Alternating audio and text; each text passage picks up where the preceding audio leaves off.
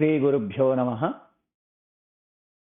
బాల వ్యాకరణంలో ఆచ్ఛిక పరిచ్ఛేదములో ఇంతకుముందు మీరు బహువచన ప్రత్యయాలు పరమైనప్పుడు ఆచ్ఛిక శబ్దాలకు ఆ బహువచన ప్రత్యయాల్లో వచ్చేటువంటి మార్పులను మీరు చూశారు. అయితే ఈ పాఠంలో ఆచ్ఛికమైనటువంటి నామాలపై, ప్రకృతులపై, ప్రాతిపదికలపై బహువచన ప్రత్యయాలు పరమైనప్పుడు ఆ ప్రకృతుల్లో కలిగేటువంటి మార్పులు ఈ పాఠంలో చూడబోతున్నారు. అయితే వాటిలో ప్రకృతుల చివరన, నామాల చివరన డా గాని, లా గాని, టా గాని, రా గాని ఉన్నటువంటి ఈ 4 వర్ణాలు ఉన్నప్పుడు కలిగేటువంటి మార్పులను మీరు ఈ పాఠంలో చూడబోతున్నారు.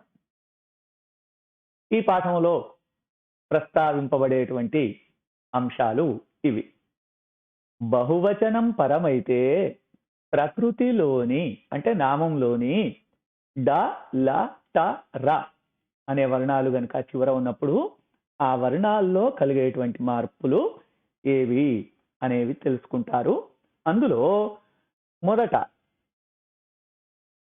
డ్, ర్ అనేవి ఆదేశంగా వస్తాయి. ఉదాహరణకు కోడలు ప్లస్ లు అని ఉందనుకుందాం. అది కోడండ్రు అయ్యింది. ఇందులో గమనించండి, మీరు బహువచన ప్రత్యయమైనటువంటి లు స్థానంలో లకారం స్థానంలో రేఫ వచ్చింది. అంతేకాకుండా ప్రకృతిలో ఉన్నటువంటి కోడలులో ఉన్నటువంటి లు స్థానంలో బిందుపూర్వక డకారం ఆదేశంగా వచ్చింది. ఇటువంటిది జరుగుతుంది కోడండ్రు ఆ విధంగా. అట్లే ఇంకొన్ని ఆచ్ఛిక పదాల్లో చివరన ఉన్నటువంటి త్రాడు ప్లస్ లు అని బహువచనం పరమైనప్పుడు త్రాళులు అనేటువంటి రూపం వచ్చింది. అంటే ళ అనేది ఆదేశంగా వచ్చింది అని అర్థం. అట్లే త్రాళులు అని ఉన్నప్పుడు ఆ త్రాళు అనేటువంటి లులోని ఉకారం లోపించింది, ఉత్వం లోపించింది, ఉల్లోపం, త్రాళ్ళు అయ్యింది. అట్లే గోరు ప్లస్ లు అని ఉన్నప్పుడు గోర్లు అయ్యింది. అక్కడ కూడా గోరులోని ఉత్తు లోపించింది. ఇటువంటి ఉల్లోపాలు కొన్ని చోట్ల జరుగుతాయి. అట్లే తేటి ప్లస్ లు అని ఉన్నప్పుడు తేంట్లు అని తే తర్వాత ఉన్నటువంటి ఖండ బిందువుకు పూర్ణ బిందువు వచ్చింది. అట్లే కొడవండ్లు అని ఉన్నప్పుడు కొడవండ్లు అనేటువంటి రూపాలు కూడా కొన్ని చోట్లలో కనిపిస్తున్నాయి అని, కొడవళ్ళు అని ఉన్నప్పుడు కొడవళ్ళులు అనే రూపాలు కూడా కనిపిస్తున్నాయి అని చెప్పి చిన్నయ్య సూరి మీకు ఈ పాఠంలో నిరూపించబోతున్నాడు. అయితే ఈ మార్పులు ఏ ఏ సమయాల్లో వస్తాయి అనేటువంటి విషయాన్ని ఈ పాఠంలో మీరు తెలుసుకోబోతున్నారు. ఈ పాఠానికి వెళ్లే ముందు మీరు ఒకవేళ గనక మా ఛానల్కు ఇదివరకే సబ్స్క్రైబ్ చేసుకొని ఉండకపోతే సబ్స్క్రైబ్ చేసుకోండి. మా మిగిలిన వీడియోలు కూడా చూడమని కోరుతున్నాం. అంతేకాకుండా ఈ వీడియో గనక నచ్చేది ఉంటే తప్పక లైక్ చేయండి. ఇక మన పాఠానికి సాగుదాం. ఆలు, తెలియలు, చెల్లెలు, కోడలు, మరదలు ఈ పదాలు ఏవైతే ఉన్నాయో వీటికి బహువచనం పరమైనప్పుడు ఈ విధంగా ఉంటుంది. ఉదాహరణకు ఆలు ప్లస్ లు అని ఉందనుకున్నాం. ఆలు అంటే స్త్రీ అనే అర్థంలో ఇక్కడ మామూలుగా మనం ధీరురాలు, ధైర్యవంతురాలు ఇటువంటి దగ్గర ఆలు ఉంటుంది కదా. ఆ ఆలు, ఆలు ప్లస్ లు అని ఉందనుకుందాం. అప్పుడు ఆ ఆలు లు ఏదైతే ఉందో బహువచనం లు స్థానంలో మొదట రు వస్తుంది. రేఫ ఆదేశంగా వస్తుంది. వచ్చి ఆలు ప్లస్ రు అవుతుంది. అట్లే ఆలులోని లు స్థానంలో బిందుపూర్వకమైనటువంటి డకారం ఆదేశంగా వస్తుంది. అప్పుడు ఆండ్ రు అవుతుంది. ఇది ఆండ్రు అని మారుతుంది. ఇది వరుస. మొదట బహువచన ప్రత్యయమైన లకారానికి రేఫ, ఆ తర్వాత ప్రకృతిలో ఉన్నటువంటి లు అనేటువంటి వర్ణానికి బిందుపూర్వకమైనటువంటి డకారం ఆదేశం. ఈ రెండు ప్రక్రియలు ఇందులో జరుగుతాయి. ఈ విధంగానే ఆలు ప్లస్ లు ఆండ్రు, తెలియలు ప్లస్ లు తెలియండ్రు, చెల్లెలు ప్లస్ లు చెల్లెండ్రు, కోడలు ప్లస్ లు కోడండ్రు, మరదలు ప్లస్ లు మరదండ్రు. ఈ విధంగా రూపాలు సిద్ధిస్తాయి. అవి ఏ విధంగా అనేటువంటి దాన్ని సూత్రములో గమనించండి. ఆల్వాదుల బహువచన లకారంబునకు రేఫంబును, ముందటి లువర్ణంబునకు బిందుపూర్వక డకారంబును అవు. ఆలు మొదలైనటువంటి శబ్దాల యొక్క బహువచన లకారమునకు అంటే బహువచన ప్రత్యయమైనటువంటి లు అనేటువంటి దాని లకారమునకు రేఫంబు అవుతుంది. అట్లే ముందటి లువర్ణంబునకు అంటే ప్రకృతిలో ఉన్నటువంటి లువర్ణానికి బిందుపూర్వక డకారంబును అవు. బిందువుతో కూడుకున్నటువంటి డకారం అవుతుంది అని. ఇక్కడ లకారంబునకు అని షష్ఠీ చెప్పినాడు. షష్ఠీ చెప్పడం వల్ల షష్ఠీ స్థానే యోగా అనేటువంటి నియమం ప్రకారంగా అక్కడ దాని స్థానములో అని అర్థం వస్తుంది. అంటే లకారం స్థానంలో రేఫా అని. ఆలు ప్లస్ లు అని ఉంటే లు అనేటువంటి దాని లకారం స్థానంలో రేఫా అంటే రు అని ఉంటుంది.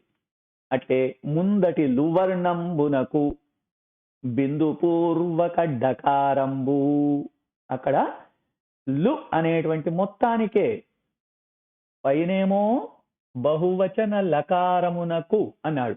కాబట్టి లకారం స్థానంలో రేఫ వస్తుంది. ఉ అనేటువంటి ఉత్తు ఉండనే ఉంటుంది. కానీ ఇక్కడ ముందటి లు వర్ణంబునకు అన్నాడు.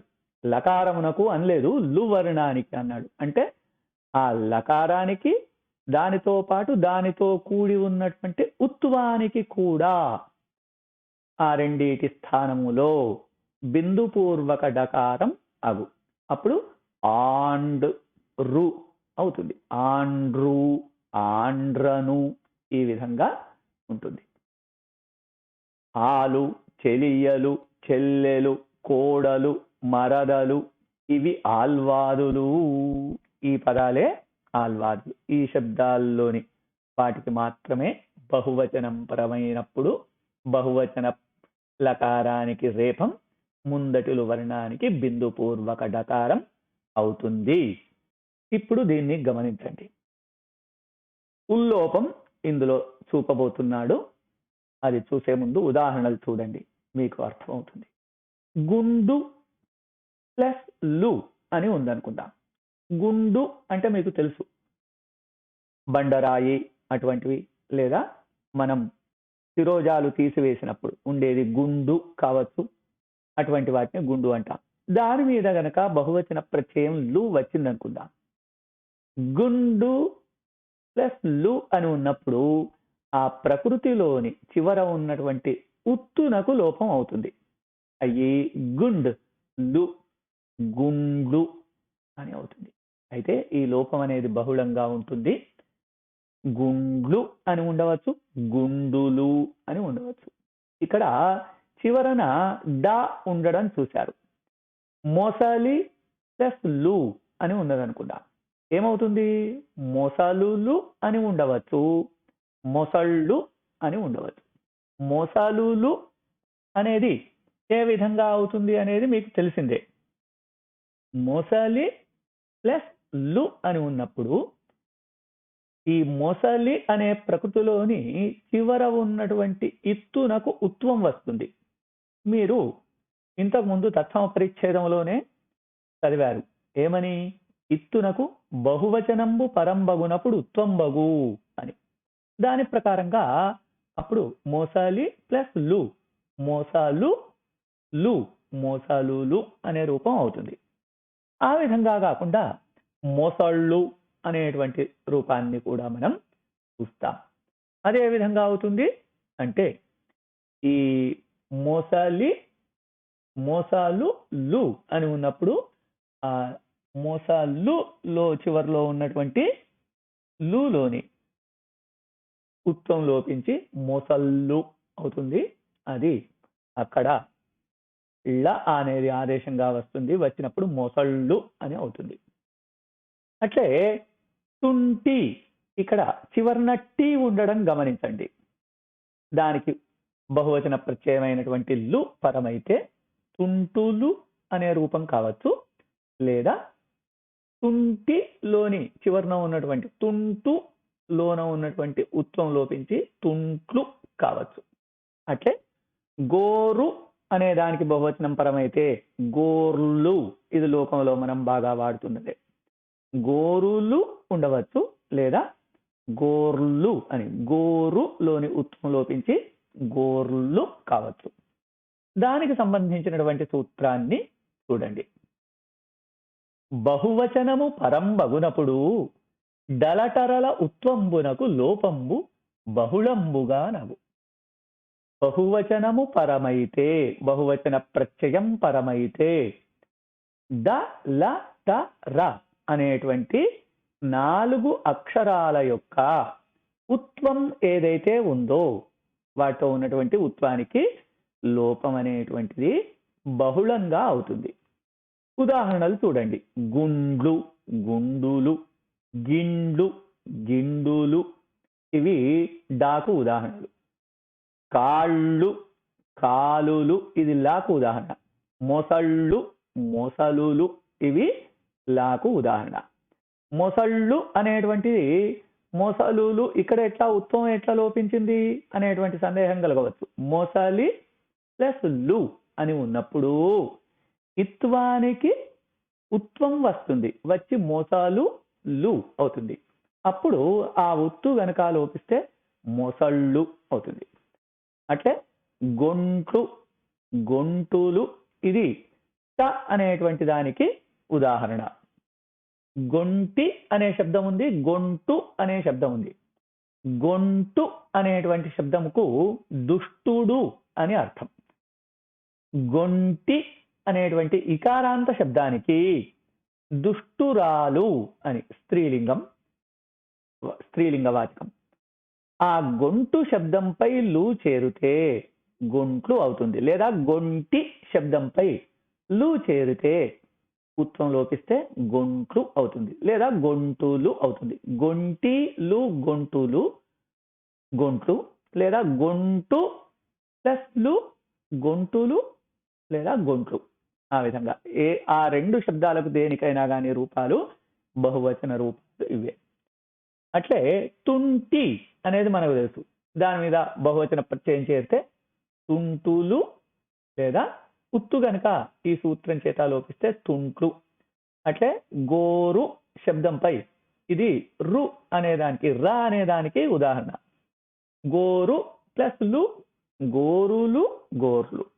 అట్లే సీవిరి ప్లస్ లు, సీవిరులు, సీవిర్లు.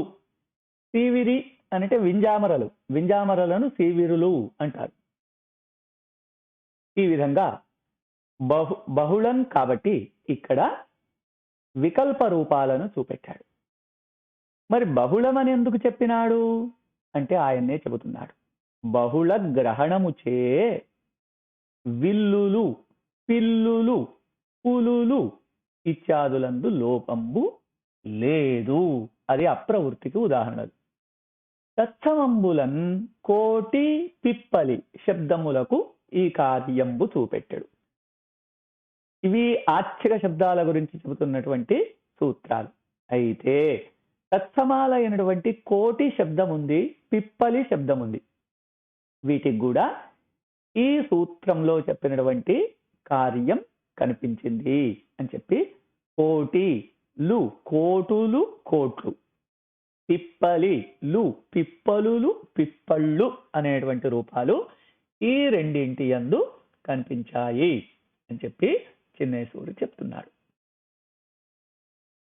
ఇక ఉల్లోపాన్ని చెప్పి ఇప్పుడు ళాదేశాన్ని చెబుతున్నాడు. ళకారం ఆదేశంగా రావడాన్ని ఉదాహరణలు చూడండి. త్రాడులు అని ఉంటే ఆ డు తాడులు అనే రూపం అయితే మనకు తెలిసిందే. అయితే ఆ డా స్థానంలో త్రాళులు అనేటువంటిది కూడా కావచ్చు. అంటే త్రాళ్ళు అవుతాయి ముందు. ఎట్లా అవుతాయి అంటే ఎప్పుడైతే త్రాళులు అయ్యిందో ఉల్లోపం గనక వచ్చేది ఉంటే పూర్వ సూత్రం ప్రకారంగా డలటరలకు ఉల్లోపం బహుళం అని చెప్పినాడు కదా. బహువచనం పరమైనప్పుడు దాని ప్రకారంగా ఉల్లోపం వచ్చేది ఉంటే రాళ్ళు అవుతుంది. అట్లే పీడికీలి అనే దాని మీద బహువచన ప్రత్యయం వస్తే పీడికీలులు పీడికీలులు అనేది మామూలు రూపం. ఒకవేళ లకారం కనుక ఆదేశంగా వస్తే అలఘు లకారం ఆదేశంగా వస్తే పీడికీళులు అవుతుంది. ఉత్వం లోపిస్తే పీడికీళ్ళు అవుతుంది. పందిరిలు పందిరులు ఎప్పుడు ఉన్న రూపమే. ఈ సూత్రం చేత ళ అనేది ఆదేశంగా వస్తే పందిళులు అవుతుంది. ఉత్వం గనక లోపించేది ఉంటే పందిళ్ళు అనేటువంటి రూపాలు అవుతాయి. ఈ విషయాన్ని సూత్రంలో చెబుతున్నాడు, గమనించండి. బహువచనము పరంబగునప్పుడు అసంయుక్తంబులయి ఉదంతములైన డలటరలకు అలఘులకారంబు బహుళంబుగానగు. బహువచనం పరమైనప్పుడు త్రాడు అనేది ఉంది, దానికి బహువచనం పరమైంది. త్రాడు ప్లస్ లు అని ఉన్నప్పుడు త్రాడు అన్నప్పుడు చివరన ఉన్నటువంటి డు అసంయుక్తము, అట్లే ఉదంతము అయినటువంటి డకారం.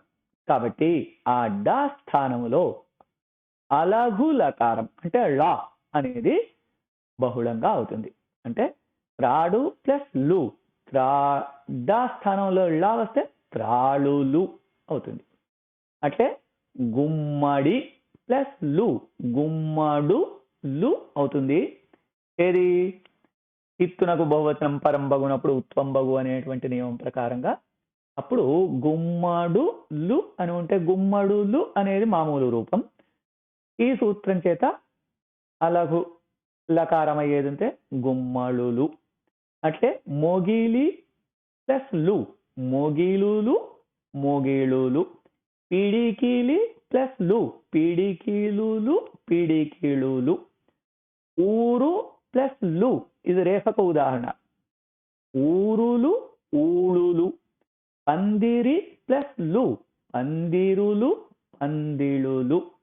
ఇవి డలర అనేటువంటి 3 వర్ణాలకు ఉదంతములై ఉన్నప్పుడు అవి అసంయుక్తములైతే వాటికి బహువచనం పరమైతే అలఘు లకారం బహుళంగా వస్తుంది అని చెప్పి ఈ విధంగా చెప్పాడు. త్రాళులు త్రాడులు, గుమ్మడులు గుమ్మడులు ఇది డకారానికి ఉదాహరణ. మొగిలులు మొగిలులు పిడికిలులు పిడికిలులు అనేవి లకారానికి ఉదాహరణ.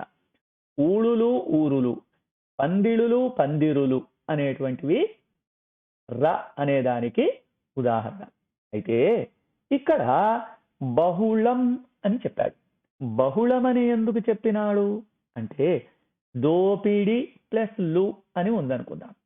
దోపిడు లు అవుతుంది. అయితే ఇది ఉదంతమైనటువంటి డకారం కదా. అప్పుడు దోపిడులు అనేటువంటి రూపం రాదు, అక్కడ ప్రవర్తించదు. అట్లే గాలి ప్లస్ లు ఉందనుకుందాం, గాలులు అనే ఉంటుంది తప్ప గాళులు అనే రూపం ఉండదు. అట్లే వీరి ప్లస్ లు, వీరులు అనే రూపం ఏముంటుంది తప్ప వీళులు అనే రూపం ఉండదు. అక్కడ అప్రవృత్తి. కాబట్టి దీన్ని సూత్రంలో బహుళం అని చెప్పారు. ఇంతవరకు ఉత్వలోపాన్ని లకారాదేశం బహుళంగా చెప్పి ఈ సూత్రంలో కొన్ని చోట్లలో లకారాదేశం అంటే అలఘు లకార ఆదేశం నిత్యంగా వస్తుంది అని చెబుతున్నాడు. ఎక్కడ వస్తుంది అంటే బహువచన శ్లిష్టంబులయి అద్విరుక్తంబులైన డకార లకారంబులకు అలఘు లకారంబు నిత్యంబుగనగు. బహువచన శ్లిష్టంబులు, బహువచనముతోటి శ్లిష్టమైనది అని అర్థం. బహువచనము చేత శ్లిష్టమైనది అంటే ఏమిటి అంటే త్రాడులు అని ఉన్నది. ఉన్నప్పుడు ఆ త్రాడులు అని ఉన్నప్పుడు పూర్వసూత్రం చేత త్రాళులు అని రావచ్చు, ఇంకా త్రాడులు అని రావచ్చు. అయితే ఒకవేళ గనక ఉల్లోపం జరిగినది అనుకుందాం, జరిగేది ఉంటే ఏమవుతుంది, త్రాడ్లు కావాలి, కానీ త్రాడ్లు కాదు, త్రాడ్లు. అప్పుడు ఏమవుతుంది, త్రాడ్లు అవుతుంది కదా, అది బహువచన శ్లిష్టం కదా. డ్లు అన్నప్పుడు బహువచనం అయినటువంటి లు అనేటువంటి దాంతో శ్లిష్టం. అది అద్విరుక్తమే కదా, త్రాడ్ అనేటువంటి డ ఒక్కటే ఉంది. కాబట్టి ఆ డకారానికి అలఘులకారం నిత్యంగా అవుతుంది. అయితే త్రాళులు అనే అవుతుంది. అయితే ఉల్లోపం కనుక జరిగేది ఉంటే త్రాళ్ళు అనే రూపమే ఉంటుంది తప్ప త్రాడ్లు అనేటువంటి రూపం ఉండదు. ఈ సూత్రం చేత దానికి అలఘులకారం నిత్యంగా వస్తుంది. అట్లే గుమ్మడి ప్లస్ లు అని ఉన్నప్పుడు గుమ్మడులు అవుతుంది. ఇత్తునకు ఉత్తం కదా, కాబట్టి గుమ్మడులు అనేది ఒక రూపం. ఇంకా ఉల్లోపం కనుక జరిగేది ఉంటే గుమ్మడ్లు కావాలి, కానీ ఈ సూత్రం చేత ఆ డకారానికి అలఘులకారం వచ్చి గుమ్మళ్ళు అని అవుతుంది. అలా కాకుండా గుమ్మడులు అని ఉన్నప్పుడు డకారానికి లాదేశం పూర్వసూత్రం చేత వచ్చేది ఉంటే గుమ్మళులు అని ఉంటుంది. ఉల్లోపం జరిగేది ఉంటే గుమ్మళ్ళు అనే రూపమే ఉంటుంది. అట్లే ఇవి రెండు డకారానికి ఉదాహరణలు.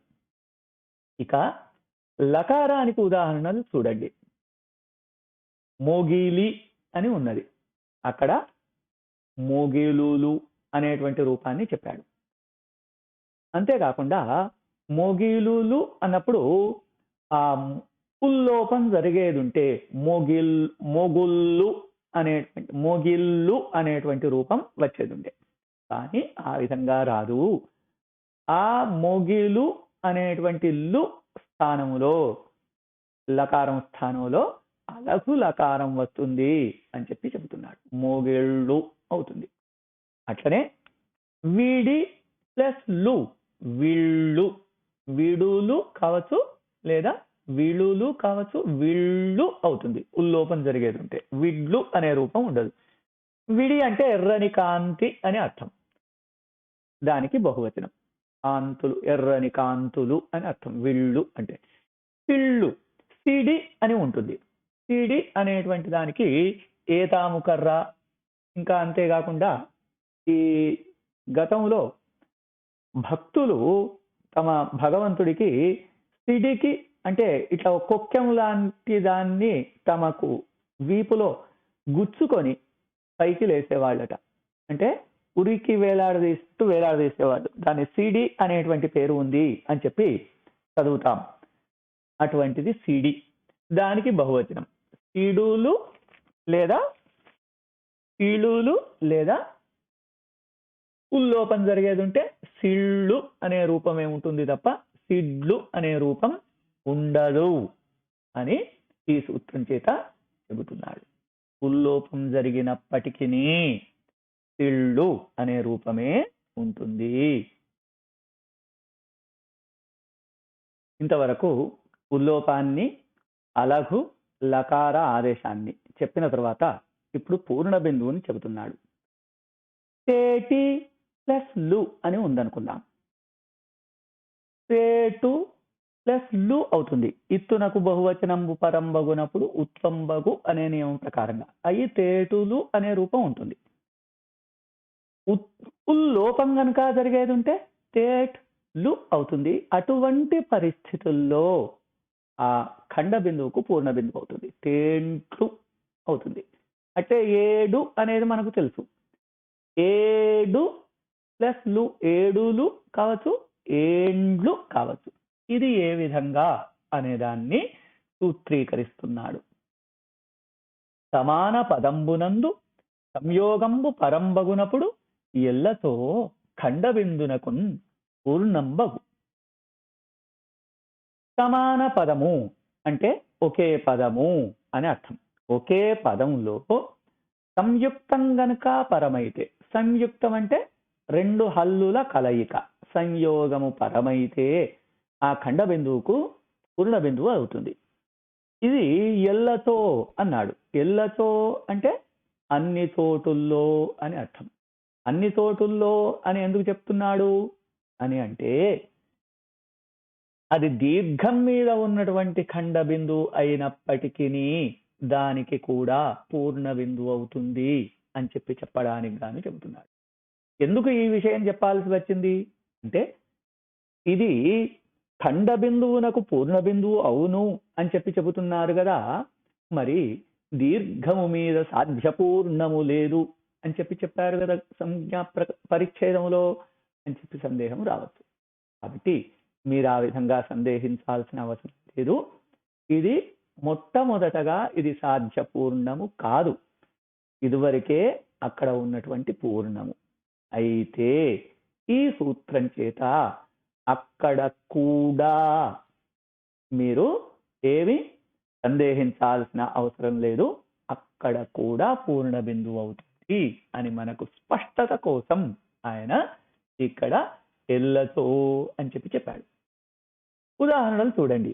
ఆనాటి ప్లస్ లు అని ఉన్నది అనుకుందాం. ఆనాటులు అవుతుంది.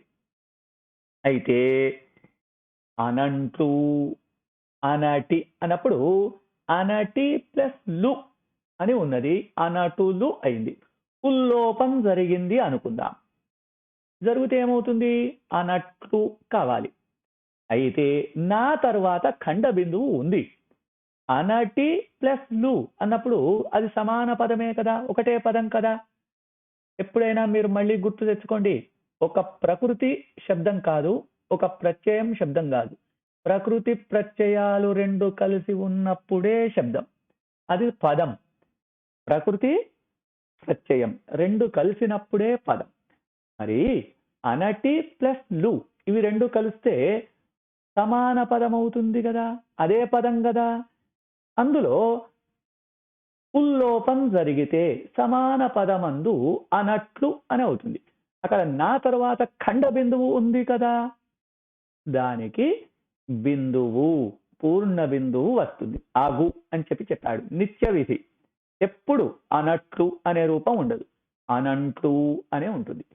అయితే అనటులు ఉండవచ్చు, లేదా ఉల్లోపం జరిగేది ఉంటే అనంట్లు అనే ఉంటుంది. అట్లే పనటులు, పనంట్లు, గోటులు, గోంట్లు, తేటులు, తేంట్లు, ఏడులు, ఏండ్లు, కాడులు, కాండ్లు ఈ విధంగా ఉంటాయి. ఏండ్లు, కాండ్లు ఇత్యాదులందు డాకు లాదేశంబు కొందరు వక్కాణించిరి. ఏండ్లు, కాండ్లు అన్నప్పుడు డా స్థలములో లా వస్తుంది అని కొందరు చెప్పారు. కానీ రాదు అంటున్నాడు. ఎందుకు రాదయ్యా అంటే, కచట తపలు పరుషములు, గజడదబలు సరళములు. సరళములకు ముందు పరుషములకు ముందు బిందువు ఉండవచ్చు, అంతే తప్ప కచట తపలు గజడ దబలు కాని వాటిని స్థిరములు అంటారు. స్థిరముల ముందు తెలుగులో బిందువు అనేటువంటిది లేదు అనే నియమం. కాబట్టి అక్కడ ళ అనేది ఆదేశంగా వచ్చేది ఉంటే బిందువు ఉంది కదా, కాబట్టి ళ అనేటువంటిది వచ్చే అవకాశం లేదు. కాబట్టి తెనుగున బిందుపూర్వక స్థిరంబు లేమించేసి అది గ్రాహ్యంబు కాదు. వాళ్ళు చెప్తున్నటువంటి ఆ మాటను మనం స్వీకరించాల్సిన అవసరం లేదు. ఇంతవరకు ఉల్లోపాన్ని చూశారు, ఇంకా ళ ఆదేశాన్ని చూశారు, పూర్ణ బిందువును చూశారు. ఇంకొన్ని విషయాలు చూడండి. కొడవలి ప్లస్ లు అని ఉందనుకుందాం. దానికి ఇత్వానికి ఉత్వం వచ్చి కొడవలు లు అవుతుంది. కొడవలు అనే రూపం ఉండవచ్చు. లేదు, ఇందాక చెప్పినట్లుగా బహువచనంబు పరంబగునప్పుడు అసంయుక్తంబులయి ఉదంతములైన డలరలకు అలహులకారము బహుళంబుగానగు అనేటువంటి నియమం ప్రకారంగా ళ అనేది గనక ఆదేశంగా వచ్చేది ఉంటే కొడవళ్ళు లు అని అవుతుంది.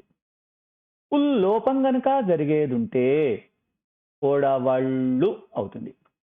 బిందుపూర్వకడ్డ ఆదేశంగా వచ్చేదుంటే కొడవండులు అని అవుతుంది. బిందుపూర్వకడ్డ అనేది ఎక్కడి నుంచి వస్తుంది అంటే ఇప్పుడు సూత్రం చెబుతాడు. ఒకవేళ కనుక దానికి మళ్ళీ ఉల్లోపం జరిగేది ఉంటే కొడవండ్లు అనేటువంటి రూపం వస్తుంది. కొడవలి అనే దాని యొక్క బహువచన రూపాలు ఎన్ని? కొడవలులు, కొడవళులు, కొడవళ్ళు, కొడవండులు, కొడవండ్లు అనేటువంటి రూపాలు. బిందుపూర్వకమైనటువంటి డ ఏ విధంగా ఆదేశంగా వస్తుంది అనే దాన్ని సూత్రీకరిస్తున్నాడు. ఔపవిభక్తికంబుల లివర్ణ సల లువర్ణంబులకు బహువచనంబు పరంబగునప్పుడు పూర్ణబిందు పూర్వక డువర్ణంబు బహుళంబుగా నగు. ఔపవిభక్తికాలు ఈ టి టి అనేటువంటివి ఔపవిభక్తికాలు. ఇవి చేరడానికి అవకాశం ఉన్నటువంటి వీటిని ఔపవిభక్తికాలు అంటారు. అంతేకాకుండా ఈ ఔపవిభక్తికాలు చేరడానికి అవకాశం ఉన్నటువంటి ప్రాతిపదికలను కూడా ఔపవిభక్తికాలు అంటారు. ఔపవిభక్తికాలైనటువంటి లివర్ణానికి గాని ఇంకా సలలువర్ణంబులకు సలలువర్ణం లువర్ణం ఏదైతే ఉందో లు అనే దానికి లాతో లాతో కూడుకొనిన లువర్ణం అంటే లు అనే అర్థం. లూకు లవత్తు. లి అనే దానికి లూకు లవత్తిస్తే లు ఏదైతే ఉందో ఈ రెండింటికి బహువచనం పరమైతే బిందు పూర్వక డు వర్ణంబు అంటే డ్ అనేటువంటిది బహుళంగా అవుతుంది. ఉదాహరణ చూడండి. కొడవలి అని ఉంది. కొడవలి అనే దాని మీద బహుత్వం లువర్ణంబు బహువచనంబు అనే సూత్రం చేత లు వస్తే కొడవలి ప్లస్ లు అని వస్తే ఉన్నప్పుడు ఇత్తునకు బహువచనంబు పరంబగునప్పుడు ఉత్వంబగు అనే దాని చేత కొడవలు అనేటువంటి రూపం అవుతుంది. అంతేకాకుండా కొడవలి ప్లస్ లు అని ఉన్నప్పుడు ఈ లి వర్ణానికి ఈ సూత్రం చేత డు వస్తే కొడవండు లు అవుతుంది. ఒకవేళ ఉల్లోపం వచ్చేది ఉంటే కొడవండ్లు.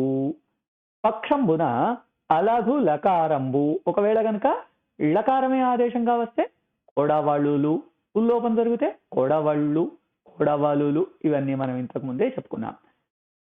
రోకలి ప్రభృతులకు ఇట్లు రూపంబులు ఎరుంగునది. లి అనేది రోకలి అని ఉంది కదా. ఇగో ఇటువంటి లి అనేటువంటి చివరన ఉన్నటువంటి వాటి అన్నిటి సంగతి మీరు ఈ విధంగా తెలుసుకోండి అని చెప్పాడు. ఇక సల లు వర్ణంబులు అన్నాడు. ఇల్లు అనేది ఉంది. అది లతో కూడుకున్నటువంటి లు వర్ణం. ఇల్లు అనేది చివరన ఉంది. దానికి బహువచనం పరమైతే దాని స్థానంలో బిందుపూర్వక డకారం వస్తే ఇల్లు, స్థానంలో వస్తే ఇండులు అవుతుంది. ఉల్లోపం జరిగితే ఇండ్లు అవుతుంది. ఇల్లు లు, ఇల్లులు కావచ్చు. ఈ సూత్రం చేత బిందు పూర్వక డకారం వస్తే ఇండులు కావచ్చు. ఉల్లోపం జరిగేది ఉంటే ఇండ్లు కావచ్చు. ఇదే విధంగా కళ్ళు, పళ్ళు, ముళ్ళు, విల్లు శబ్దంబులకు రూపంబులు తెలియనది. ఇల్లుకు ఏ విధంగానైతే చెప్పుకున్నామో ఆ విధంగానే వీటికి కూడా రూపాలను చూసుకోండి అంటున్నాడు. ఇందాక చెప్పినటువంటి కళ్ళు శబ్దానికి కన్ను అనే అర్థం కావచ్చు, లేదా రాయి అనే అర్థంలో ఉన్నప్పుడు మాత్రమే ఈ నియమం వర్తిస్తుంది. కానీ మద్యము అనేటువంటి అర్థంలో ఉన్నటువంటి కళ్ళు శబ్దానికి ఈ నియమం వర్తించదు. ఎందుకు అంటే అది ఔపవిభక్తికం కాదు. అట్లే పళ్ళు శబ్దం ఉంది. పళ్ళు అంటే దంతము అనేటువంటి అర్థంలో ఉన్నప్పుడు మాత్రమే పంటి కింద రాయి వంటి ప్రయోగాలు చేస్తాం. అది ఔపవిభక్తికం అవుతుంది. ఆ విధంగా కాకుండా పల్లము అనేటువంటి నిమ్నార్థంలో గనక ఉన్నదనుకుందాం, అప్పుడు అది ఔపవిభక్తికం కాదు. కాబట్టి ఆ కళ్ళు ఏది మధ్యార్థకం నిమ్నార్థకం అయినటువంటి కళ్ళు పళ్ళు శబ్దాలకు, తెల్లు ప్రభృతి శబ్దాలకు ఈ నియమం రాదు. ఎందుకంటే అనౌపవిభక్తికంబులు అగుటం చేసి అని చెప్పాడు. ఇందాక చెప్పుకున్నటువంటివి కొడవలి అనే దానికి రూపాలు చూసుకోండి. కొడవలులు, కొడవండులు, ఉల్లోపం జరిగితే కొడవండ్లు, ఇలాదేశం వస్తే కొడవళులు, కొడవళ్ళు. అట్లే రోకలి, చివరినో లి ఉంది. రోకలులు, రోకండులు, రోకండ్లు, రోకళులు, రోకళ్ళు. ఇక తలలు వర్ణం ఇల్లు అనేది ఉంది. ఇల్లులు, ఇండులు, ఇండ్లు. ఇక్కడ లాదేశం రాలేదు. ఎందుకు రాలేదు అంటే బహువచనంబు పరంబగునప్పుడు అసంయుక్తములయి ఉదంతములైన డలరలకు అలగు లకారము బహుళంబుగా నగు అన్నాడు. అసంయుక్తము కావాలి. ఇల్లు అన్నప్పుడు అది సంయుక్తము, లూకు లవతుంది. కాబట్టి లాదేశం వచ్చే అవకాశం లేదు. అట్లే కళ్ళు, కల్లులు, కండులు, కండ్లు. పళ్ళు, పల్లులు, పండులు, పండ్లు. విల్లు, విల్లులు, విండులు, విండ్లు. ఇక్కడెక్కడ కూడా ళ అనేది ఆదేశంగా రాదు. ఇక ఈ పాఠంలో చివరగా ఒకానొకతో నామంబు సంక్లిష్ట బహువచనాంత తుల్యంబయి బహువచనంబు నెనయు. కొడవండ్లు అనే రూపం చెప్పుకున్నాం, కొడవళ్ళు అనే రూపం చెప్పుకున్నాం.